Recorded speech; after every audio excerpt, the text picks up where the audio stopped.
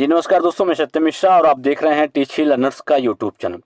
दोस्तों सीटेट हिंदी का क्लास आज तीसरा है। ठीक है, क्लास तीसरा है और इसमें दोस्तों आपको बता दें कि क्वेश्चन प्लस थ्योरी, ये जो क्लास आपकी चल रही है question plus theory based class है। इसमें कुछ महत्वपूर्ण प्रश्न हैं जो कि आपके प्रीवियस ईयर में पूछे गए हैं वे हैं, और उनसे रिलेटेड जो महत्वपूर्ण तथ्य हैं, जानकारी दोस्तों उसको भी यहाँ पे साझा की जा रही है।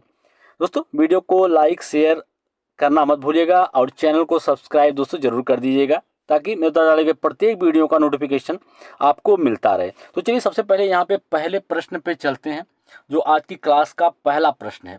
तो यहाँ पे दोस्तों आपके सामने पहला प्रश्न आ चुका है। पूछा जा रहा है कि बच्चे दिए गए स्कूल की भाषा और घर एवं पड़ोस की भाषा में डैश होना चाहिए। कहा गया है कि बच्चों के स्कूल की भाषा और घर एवं पड़ोस की भाषा में क्या होना चाहिए। समरसता होना चाहिए, अलगाव होना चाहिए, जुड़ाव होना चाहिए या समरूपता होना चाहिए। कहने का मतलब है कि जो बच्चे के स्कूल की भाषा हो और उसके पास पड़ोस की भाषा में क्या होना चाहिए दोस्तों, समरूपता होनी चाहिए। क्या होनी, समरूपता। समरूपता कहने का मतलब है कि दोनों भाषाएं जो हैं मिलती जुलती होनी चाहिए, तब बच्चा भाषा को आसानी से समझ सकता है और उसको समझने में कोई दिक्कत नहीं हो, क्योंकि जो बच्चे की मातृभाषा होती है उसी को आधार बना के उससे एक नई भाषा जो है वो सिखाई जाती है। तो इस प्रश्न का राइट जवाब ऑप्शन नंबर 4 इसका राइट जवाब होगा। अब दोस्तों यहाँ पे आपको बताना चाहूँगा कि बच्चों के भाषा को लेकर दोस्तों यहाँ पे कुछ महत्वपूर्ण जानकारी या तथ्य हैं, उसको भी यहाँ पे देख लेते हैं। चलिए, यहाँ पे महत्वपूर्ण है कि बच्चे अलग अलग भाषाई सांस्कृतिक पृष्ठभूमि से होते हैं। जाहिर सी बात है, जो एक आपका क्लास होता है उसमें जो भी बच्चे होते हैं उनकी सबकी अलग अलग भाषाई संस्कृत होती है, क्योंकि बच्चा जो होता है अलग अलग क्षेत्र से आता है क्लास में पढ़ने के लिए। ठीक है, सभी बच्चे एक ही जगह से नहीं आ जाते हैं, वहाँ पे हर एक कई भाषा बोलने वाले बच्चे भी आते हैं, हर एक बच्चों की भाषा जो होती है वो अलग अलग होती है। यहाँ पे प्राथमिक स्तर पर बच्चों की स्कूल की भाषा, जो बच्चे की स्कूल में पढ़ाई जा रही हो लैंग्वेज वो, और घर पड़ोस की भाषा में जुड़ाव होना चाहिए, समरूपता होनी चाहिए। जब बच्चे की घर और आसपास या स्कूल की जो भाषा है आपस में समरूप होंगे या उनमें जुड़ाव होगा तो बच्चा जो है आसानी से भाषा को सीख सकेगा और उसको ग्रहण कर पाएगा। ठीक है, आगे चलते हैं। जुड़ाव होने पर बालक को बोलने में झिझक नहीं होती। जाहिर सी बात है, जब बच्चे की भाषा और जो स्कूल की भाषा है उसमें लगभग समानता या समरूपता होगी तो बच्चा जो है अपनी बात को कहने में झिझक महसूस नहीं करेगा, अपनी जो भी बात रहेगी उसको कहेगा। ठीक है, जब बच्चा अपनी बात को रख पाएगा या सक्रिय होगा तो चीज़ों को अच्छी तरीके से सीखेगा। आगे है कि बातचीत के अधिक से अधिक अवसर उपलब्ध होंगे। जाहिर सी बात है, जब बच्चा, देखिए अब बच्चा है भोजपुरी बोलने में वो सहज महसूस करता है या जो स्कूल की भाषा है उसके भाषा से एकदम डिफरेंट होगी तो बच्चा जो है अब बातचीत बच्चों से नहीं कर पाएगा और जाहिर सी बात है वो कुछ चीज़ों को सीख भी नहीं पाएगा। ठीक है, अगर बच्चों स्कूल की और घर की जो भाषा है लगभग समान होगी तो बच्चा है जो भी चीज़ें बच्चों से पूछना चाहेगा या शिक्षक से पूछना चाहेगा बेझिझक होकर उस चीज़ की जानकारी जो है वो प्राप्त करने की कोशिश करेगा। बालक के भाषाई कौशल का विकास अच्छे से होगा। बच्चे के जो भाषाई कौशल होते हैं, सुनना बोलना पढ़ना लिखना इत्यादि भाषाई कौशल होते हैं, इन सभी का विकास जो है बहुत ही अच्छे तरीके से होगा। आगे चलते हैं दोस्तों। अब आपको बता दें यहाँ पे नेक्स्ट प्रश्न है। कहा जा रहा है कि बच्चे की भाषा समाज के साथ संपर्क का ही परिणाम है। जो बच्चे की भाषा है वो समाज के साथ संपर्क का ही परिणाम है। जाहिर सी बात है, जो बच्चे का भाषा विकास हो रहा है वो समाज के संपर्क में आने पर ही वो बढ़ता है या अच्छा होता है। तो यह विचार जो है किसका है, स्किनर का, वाइगोस्की का, पियाजे का, चोमस्की का। तो बच्चे जो है जितना ज़्यादा समाज में रहेंगे उतनी ज़्यादा उनके भाषा का विकास होगा। एक कहना था वाइगोस्की जी का कहना था, इन्होंने कहा था कि जो बच्चा है वो जितना ज़्यादा समाज में रहेगा सामाजिक अंतःक्रिया के द्वारा बच्चे की जो भाषा है उसका विकास जो होता है बहुत ही अच्छे तरीके से होता है। तो अब वाइगोस्की के बारे में जान लेते हैं कुछ महत्वपूर्ण तथ्य कि वाइगोस्की जो थे उन्होंने क्या कुछ कहा भाषा को लेके या बच्चों के भाषा विकास को लेके। कहा कि वाइगोस्की के अनुसार बच्चे की भाषा जो है समाज के साथ संपर्क का ही परिणाम है, क्योंकि बच्चे जो होते हैं सामाजिक अंतःक्रिया के दौरान अपनी समाज सांस्कृतिक से जुड़कर भाषाई नियमों को आत्मसात करते हैं, व्यवहार बातचीत के तरीके जो हैं उसको सीखते हैं। इसके अलावा भावों और विचारों को, जो भी उनके भाव या विचार होते हैं उसको आसानी से क्या करते हैं, प्रस्तुत कर पाते हैं। मातृभाषा का प्रयोग द्वारा परस्पर संवाद के लिए प्रोत्साहित होते हैं। मातृभाषा का प्रयोग द्वारा जो परस्पर एक दूसरे से वार्ता है या संवाद है उसके लिए प्रोत्साहित भी होते हैं। तो वाइगोस्की का कहना दोस्तों सीधा सीधा साथ था कि बच्चे जो होते हैं सामाजिक अंतःक्रिया के द्वारा ही भाषा को सीख पाते हैं। वहीं स्किनर ने कहा था कि बच्चे जो हैं वे अनुकरण के द्वारा भाषा को सीखते हैं। जितना ज़्यादा अनुकरण करेंगे उतना ही अच्छे तरीके से उनकी जो भाषा पे पकड़ है वो मजबूत बनती जाएगी। चलिए दोस्तों आगे चलते हैं। अब यहाँ पे स्किनर महोदय जो हैं इन्होंने पुनर्बलन द्वारा भाषा विकास पर बल दिया है। कहने का मतलब अनुकरण के द्वारा, या कह सकते हैं कि इन्होंने पुनर्बलन के द्वारा भाषा विकास पर बल दिया। वहीं पियाजे जो हैं संज्ञानात्मक विकास में भाषा से पहले विचार को महत्व दिया है।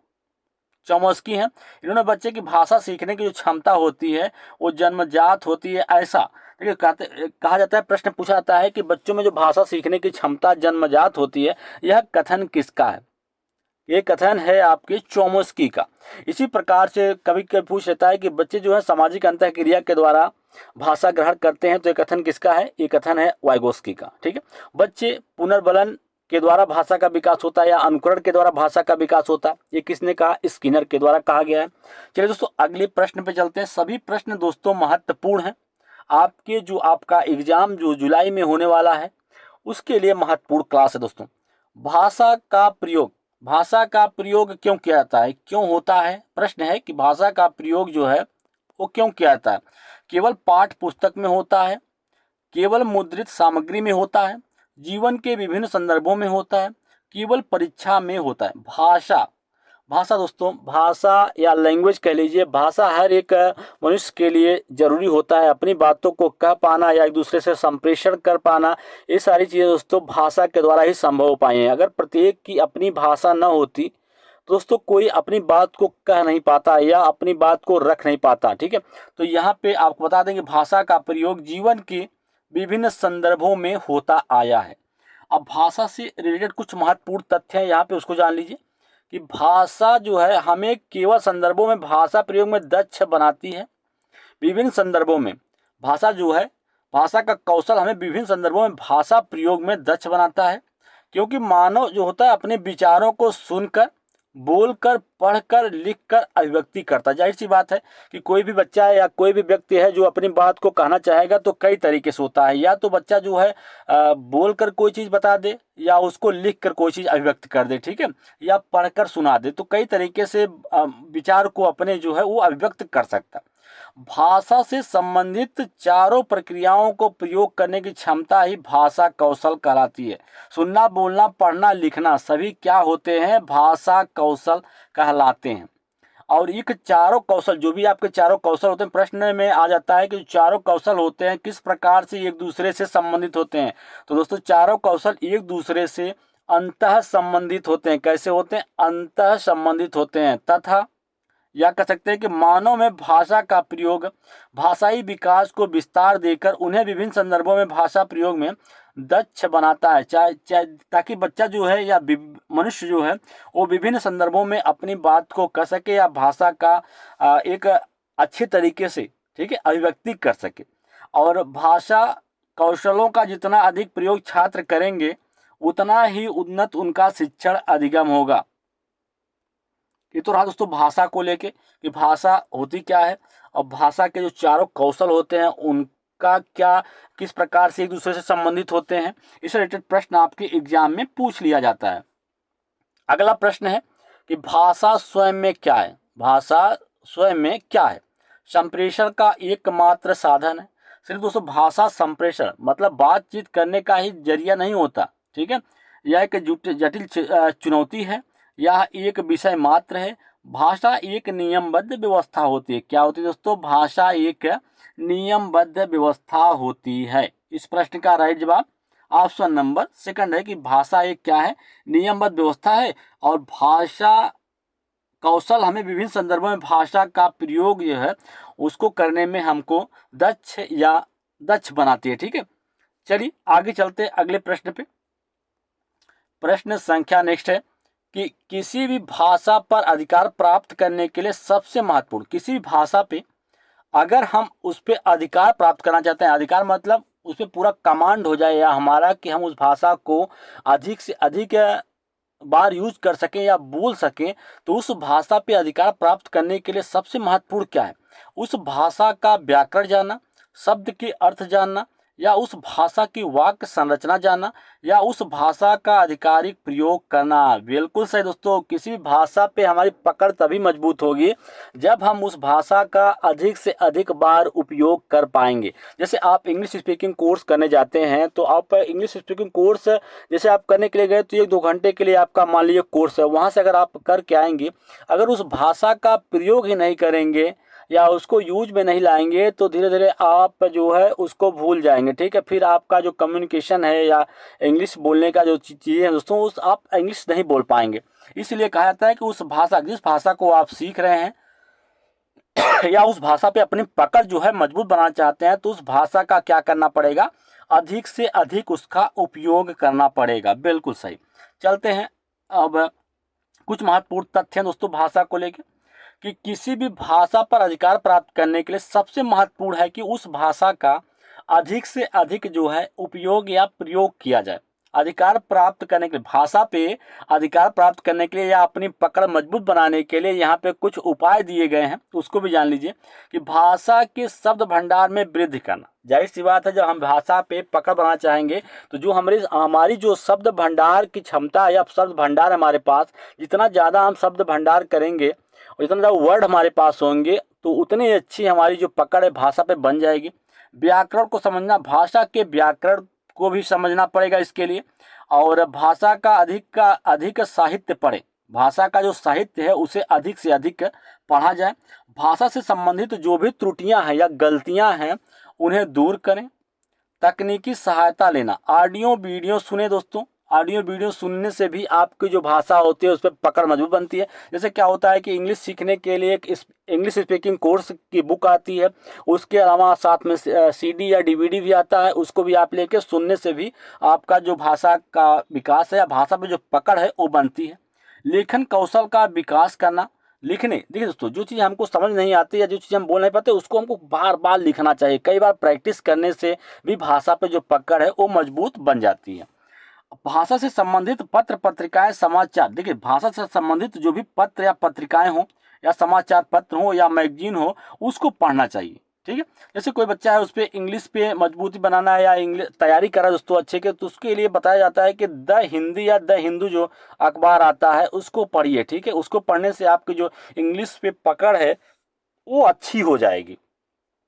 आगे चलते हैं, अगला प्रश्न है यहाँ पे आपके सामने कि भाषा शिक्षण में पाठ्य पुस्तक डैश, कि भाषा शिक्षण में पाठ्य पुस्तक जो है वो क्या है? एकमात्र साधन है, एक महत्वपूर्ण संसाधन है, महत्वपूर्ण नहीं है, आखिरी संसाधन है। तो भाषा शिक्षण में पाठ्य पुस्तक दोस्तों क्या है? एक महत्वपूर्ण संसाधन है। ठीक है, क्या है?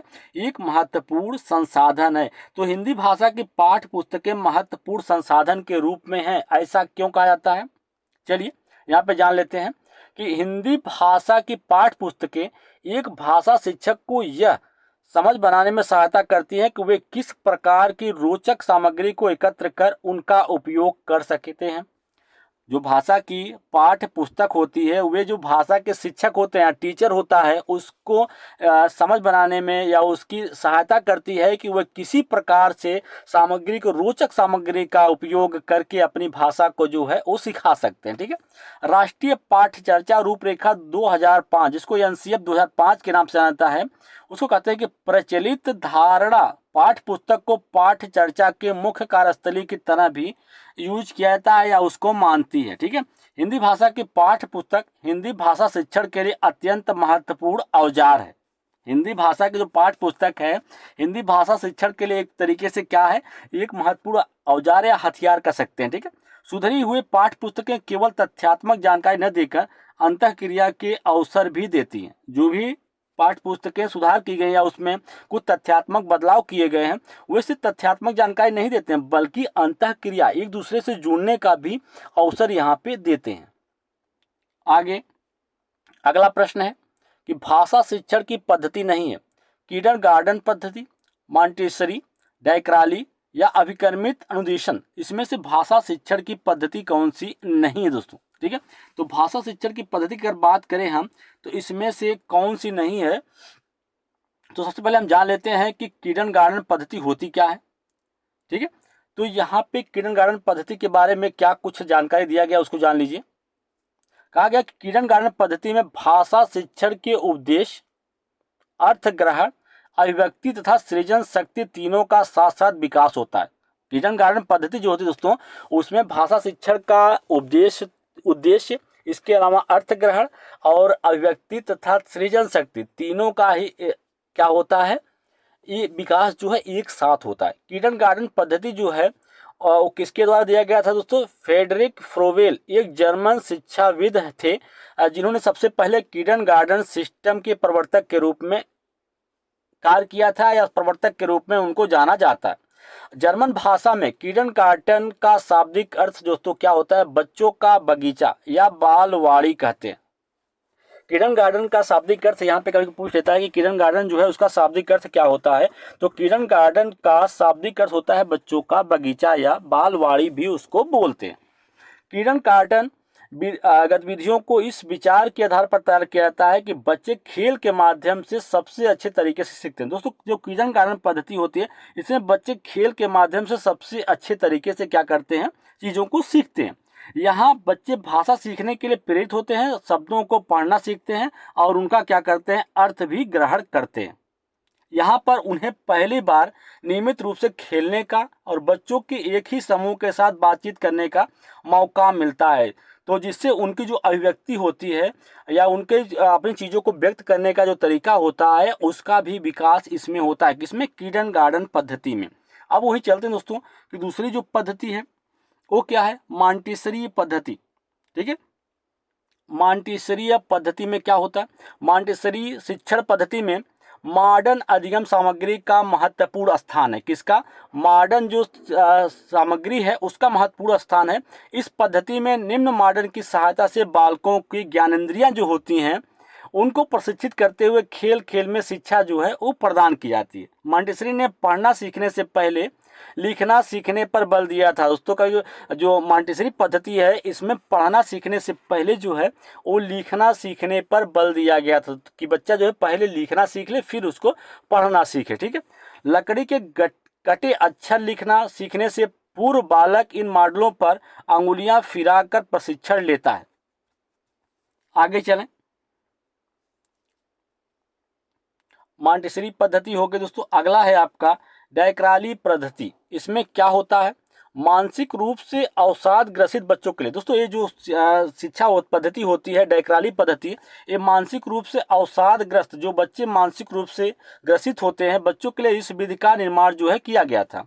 इसके माध्यम से 4 से लेकर 19 वर्ष के बच्चों का आवासीय शिक्षा जो है वो प्रदान की जाती है। ठीक है, प्रातः काल में भाषा की शिक्षा, जो सुबह सुबह है भाषा की शिक्षा दी जाती है, और सायं काल में उनको गीत, संगीत, नृत्य, खेल कूद आदि का प्रशिक्षण जो है वो दिया जाता है। किसमें? डायक्राली पद्धति में। तो इसमें से कहा गया है कि भाषा शिक्षण की पद्धति कौन सी नहीं है, तो भाषा शिक्षण की पद्धति दोस्तों अभिकर्मित अन्वेषण जो है भाषा शिक्षण की पद्धति नहीं है। चलते हैं अगले प्रश्न पे। प्रश्न संख्या नेक्स्ट है। अब यहाँ पे पूछा जा रहा है दोस्तों कि भाषा शिक्षण का आदर्श वातावरण क्या है? भाषा शिक्षण का जो आदर्श वातावरण होना चाहिए, माहौल होना चाहिए, वह कैसा होना चाहिए? विद्यार्थियों को अभिव्यक्ति के भरपूर अवसर देना, भाषागत शुद्धता पर अत्यधिक बल देना, अध्यापक का एकालाप होना, दृश्य श्रव्य सामग्री का प्रचुर उपयोग करना। तो भाषा शिक्षण का आदर्श वातावरण जो है, अगर बच्चों को जहाँ पे उनकी अभिव्यक्ति या उनको भरपूर अवसर दिया जाए किसी चीज़ में सक्रिय रूप से भाग लेने के लिए, तो वहाँ पे उनके भाषा का विकास बहुत अच्छे तरीके से होता है। जैसे ऑप्शन नंबर 1 में दे रखा है कि विद्यार्थियों को अभिव्यक्ति का भरपूर क्या है, मौका मिलना चाहिए या उनको अवसर देना चाहिए। तो ये उससे प्रश्न का राइट जवाब हो जाएगा। चलते हैं अब भाषा शिक्षण का आदर्श वातावरण। दोस्तों यहाँ पे क्या है, तो भाषा सीखने के लिए सबसे महत्वपूर्ण कारक जो होता है भाषा के प्रयोग के लिए अवसरों की उपलब्धता। बच्चों को भाषा प्रयोग के जितने ज़्यादा अवसर उपलब्ध कराए जाएंगे उतनी ही अच्छी तरीके से जो भाषा बच्चा उसकी भाषा का जो विकास है वो होगा। बालकों के ऐसे वातावरण में सरलता व सहजता से सीखता है। बालक जाहिर सी बात है, जब बच्चे को अवसर दिया जाएगा या मौका दिया जाएगा और उसके अकॉर्डिंग जो है वातावरण माहौल होगा, तो ऐसे वातावरण में जो बच्चा होता है सरलता और सहजता से चीज़ों को सीखता है। जहाँ भाषा का समृद्ध प्रवेश हो, भाषा का कैसा होना चाहिए, समृद्ध प्रवेश होना चाहिए। जैसे एक क्लास है, हिंदी की क्लास चल रही है, तो उसका जो दीवारें हो दोस्तों, उस पर हिंदी से बने हुए कुछ रंगीन चित्र हो या हिंदी के बारे में कुछ चीज़ें लिखी हुई, क ख ग पूरा लिखा गया हो और क से क्या होता है उससे रह एक पिक्चर भी बना हो, तो इस तरीके से बच्चा जो है उस भाषा को आसानी से सीखता है। और ऐसे आदर्श वातावरण में विद्यार्थियों को अभिव्यक्ति के भरपूर अवसर की उपलब्धता होती है। आगे, भाषा सीखने के अन्य कारक। दोस्तों यहाँ पे भाषा सीखने के कुछ अन्य कारक भी दिए गए हैं। अन्य महत्वपूर्ण कारक हैं कि अपनी बात कहने के लिए अवसर एवं प्रोत्साहन। अपनी बात कहने के लिए अवसर होना चाहिए और उसके लिए बच्चे को प्रोत्साहित या प्रोत्साहन मिलना चाहिए। कहानी, कविता आदि को बोलकर सुनने के अवसर व उन पर बातचीत करने के अवसर। पहले बच्चों को कहानी सुनना चाहिए, फिर कहानी से मिलने वाली सीख या उनसे जो चीज़ें बच्चा सीखा है उसे सुनने और बोलने का अवसर देना चाहिए। बच्चों से बातचीत करनी चाहिए जिससे वो भाषा को अच्छी तरीके से सीखते हैं। हिंदी में सुनी गई बात या कविता, खेल, गीत, कहानी आदि को अपने तरीके से अपनी भाषा में कहने के अवसर देने से भी बच्चे का जो भाषा विकास है वो अच्छे से होता है। प्रश्न पूछने एवं उसमें अपनी बात को जोड़ने का अवसर देना। चित्रों को आधार बनाकर अनुमान लगाकर तरह तरह की कहानियाँ, कविताओं को पढ़ने के अवसर देना। जाहिर सी बात है, जब बच्चा कहानी या कोई चीज़ कविता पढ़ेगा तो दोस्तों उसके जो कल्पना शक्ति है उसमें विकास होगा और चीज़ों को तरह तरह से वो बच्चा जो है सोच पाएगा। ठीक है। और कहानी, जब बच्चा कहानी या किस्से के माध्यम से कोई चीज़ उसे बताई जाती है तो वह पात्रानुसार अपने आप को इमेजिन करता है, कल्पना करता है कि उस पात्र के स्थान पे अपने आप को रख के, ठीक है, जिससे उसकी क्षमता जो है विकसित होती है। ठीक है। या सुनी, देखी, पढ़ी बातों को अपने तरीके से कागज पर उतारने के अवसर हो तो बच्चा जो है, जैसे चित्र भी हो सकते हैं, शब्द भी हो सकते हैं, वाक्य भी हो सकते हैं, इससे भी बच्चे का जो भाषाई विकास है या भाषा सीखना जो है वो अच्छी तरीके से हो पाता है। अगला प्रश्न है दोस्तों यहाँ पे, बच्चे की त्रुटियों के बारे में इनमें से कौन सा कथन सही है। बच्चे की त्रुटियां होती हैं, बच्चा जो है गलती जो कर रहा है, इनमें से कौन सा कथन सही है। बच्चे की त्रुटियां अधिगम प्रक्रिया का हिस्सा हैं। जब शिक्षक शिथिल होते हैं तो बच्चे गलती करते हैं और गलतियों के लिए उन्हें दंडित नहीं करते। शिक्षक के लिए बच्चों की त्रुटियां नगण्य हैं और उन्हें केवल गलतियों का पता लगाना चाहिए, उन पर ध्यान नहीं देना चाहिए। बच्चे की त्रुटियां करते हैं क्योंकि वे लापरवाह हैं। बच्चों की त्रुटियों के बारे में इनमें से कौन सा कथन सही है कि बच्चे की जो त्रुटियां होती हैं वो अधिगम प्रक्रिया का क्या होती हैं, एक हिस्सा होती हैं। इस प्रश्न का राइट जवाब ऑप्शन नंबर फर्स्ट है। ठीक है दोस्तों, आगे चलते हैं कि बच्चे न तो लापरवाही के कारण और न ही शिक्षकों की शिथिलता के कारण गलतियां करते हैं, बल्कि जो बच्चे की गलतियां त्रुटियां जो होती हैं वो शिक्षक को एक अंतर्दृष्टि देती हैं कि बच्चे ने क्या नहीं समझा। मतलब बच्चे कह सकते हैं कि एक प्रकार से जो बच्चे की गलतियां होती हैं वे शिक्षक को एक प्रकार से ये समझने में या एक प्रकार से जानकारी प्राप्त कर देती हैं कि बच्चा जो है इस चीज़ में गलती कर रहा है, बच्चे को चीज़ जो है समझ नहीं आया। और इस प्रकार जो शिक्षक से प्रतिक्रिया और मार्गदर्शन के माध्यम से इन त्रुटियों को जो है ठीक किया जा सकता है। ठीक है। अगला प्रश्न, भाषा के कौशलों में सबसे पहले किस कौशल का विकास करना चाहिए। लेखन, वाचन, श्रवण या उच्चारण। तो भाषा के 4 कौशल होते हैं दोस्तों, सुनना, बोलना, पढ़ना और लिखना। तो सबसे पहले किस कौशल का विकास करना चाहिए। तो जो सबसे पहला जो कौशल है वो है आपका श्रवण कौशल का विकास होना चाहिए। ठीक है। सबसे पहले सुनना, फिर दूसरा जो है वाचन, तीसरा जो है दोस्तों आगे। अब यहाँ पे दोस्तों मानो अपने विचारों, जो मनुष्य होता है अपने विचारों को मुख्य रूप से 4 प्रक्रियाओं के द्वारा जो है व्यक्त करता है। ठीक है। एक होता है सुनना, बोलना, पढ़ना और लिखने के द्वारा करता है। भाषा से संबंधित इन चारों प्रक्रियाओं को प्रयोग करने की जो क्षमता होती है वही क्या कहलाती है, भाषा कौशल कहलाती है। ये चारों कौशल जो होते हैं एक दूसरे से कैसे होते हैं, अंतः संबंधित होते हैं तथा मानव में भाषाई विकास को विस्तार देते हैं। जो मानव मनुष्यों में जो भाषा का विकास होता है उसको विस्तार देने का काम, या मतलब उसको विस्तृत, या वो बच्चा जो है अच्छी तरीके से उसको समझ पाए, उसके लिए क्या करते हैं, विस्तार या जानकारी देते हैं। यहाँ सुनना और पढ़ना, यहाँ सुनना और पढ़ना जो है विचारों को ग्रहण करने से, बोलना और लिखना जो है विचारों को अभिव्यक्त करने से संबंधित है। जाहिर सी बात है दोस्तों, जब हमको कोई चीज़ अभिव्यक्त करना पड़ेगा तो उसके लिए या तो हम बोलें या तो लिखें। तो दोनों तरीके से हम यहाँ पे क्या कर सकते हैं, अपने भावों या विचारों को अभिव्यक्त कर सकते हैं। वहीं अगर हमको ग्रहण करना है चीज़ों को या हमको जानना है तो उसके लिए हमको क्या करना पड़ेगा, सुनना पड़ेगा और फिर चीज़ों को क्या करना पड़ेगा, पढ़ना पड़ेगा।